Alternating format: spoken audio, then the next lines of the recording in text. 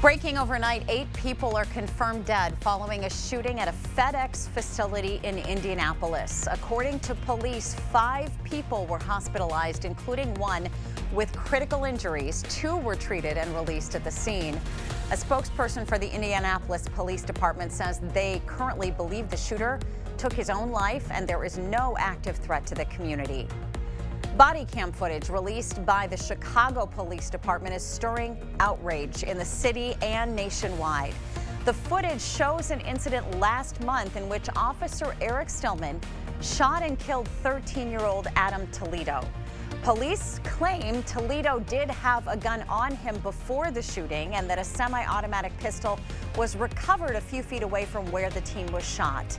It will be up to the Cook County State's attorney whether to charge Stillman in Toledo's death.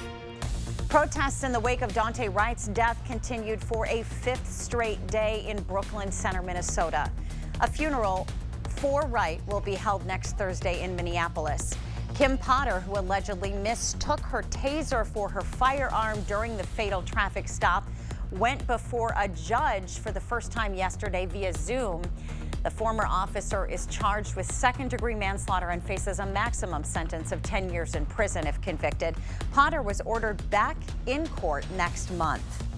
The Biden administration will impose sweeping new sanctions targeting Russia in retaliation for its cyber attacks and interference in the 2020 election. The State Department is also expelling 10 Russian diplomats and intelligence officials stationed in the U.S. In a phone call with Russian President Vladimir Putin earlier this week, Biden also raised concerns about Russian military buildup along the border with Ukraine. U.S. Capitol Police Inspector General Michael Bolton says conflicting intelligence and lack of training left the department unprepared ahead of the January 6th Capitol riot. An internal intelligence assessment 3 days before the attack warned that Trump supporters were targeting Congress, not necessarily counter-protesters. The report said officers were not equipped with the proper gear and they were ordered not to use heavier, less than lethal weapons.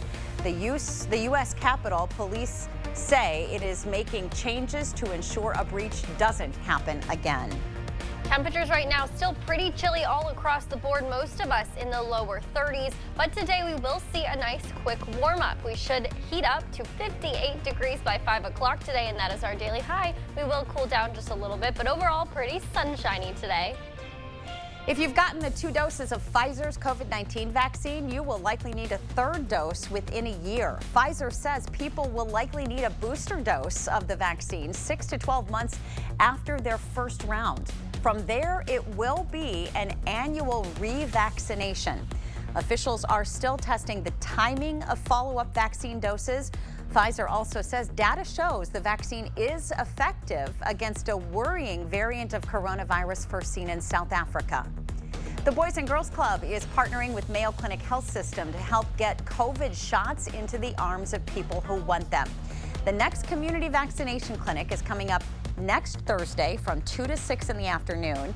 There will be 2 more opportunities in the following weeks at the Mathey Center. Walk-ins are encouraged, but you can register in advance online at bgclax.org.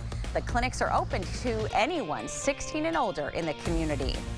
A familiar face will lead the Toma Police Department. The city's Police and Fire Commission appointed Assistant Police Chief Scott Holm to the department's top job. Holm has been a member of the department for more than 22 years. Chief Mark Nicholson retired April 9th. Whether you have somewhere to go or you just want to do something fun, La Crosse Neighborhoods Incorporated is launching Drift Cycle Bike Sharing. People can stop by one of the 8 bike stations located around downtown La Crosse, including Bell Square, Riverside Park, and the Pump House. It costs $1 per 30 minutes, or you can sign up for a membership for unlimited 30-minute rides. More details are available by visiting explorelacrosse.com. Well, if you did want to go on a bike ride today, it would be the perfect day to do so. We will hit 58 degrees by 5 o'clock today. This weekend is also looking beautiful with temperatures in the upper 50s, passing clouds, and much, much warmer. We want to thank you for sharing your morning with us. Have a great weekend. See you back here Monday.